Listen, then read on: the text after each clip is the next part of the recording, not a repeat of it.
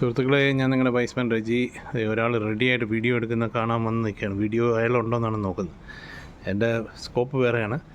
നമ്മൾ കാണുന്ന ഒരു റാമ്പാണ്. നിങ്ങൾക്ക് കാണുമ്പോൾ അതിനൊരു ഇൻക്ലിനേഷൻ ഉണ്ടെന്ന് മനസ്സിലാക്കാം. ഇത് ആക്ച്വലി നമ്മുടെ പ്രോജക്റ്റ് കെയർ ദ ഏജ്ഡാണല്ലോ.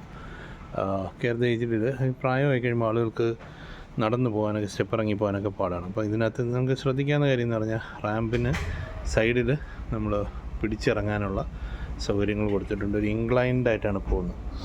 അത് ഇവിടെ രണ്ട് സൈഡിലും അതുപോലെയുള്ള റാമ്പിൻ്റെ സൈഡിൽ പിടിച്ചിറങ്ങാനായിട്ടുള്ള ഒരു ഹോൾഡർ പോലെ കൊടുത്തിരിക്കുകയാണ്. അവിടെയുള്ള ഗുണമെന്ന് പറഞ്ഞാൽ നടക്കാനും വേണേൽ ഉപയോഗിക്കാം. അതല്ലെങ്കിൽ നമുക്ക് ഇങ്ങനെ അത്യാവശ്യത്തിന് വെളിയിലേക്ക് ഇറങ്ങുമ്പോൾ നമുക്കിത് ഉപയോഗിച്ച് നടക്കാം. കാര്യം മറ്റേ ഒത്തിരി പടികളാണെങ്കിൽ ആളുകൾക്ക് ഇറങ്ങാനും കയറാനും, പ്രത്യേകിച്ച് കയറാനും ഇറങ്ങാനും ആയിരിക്കും പാട്.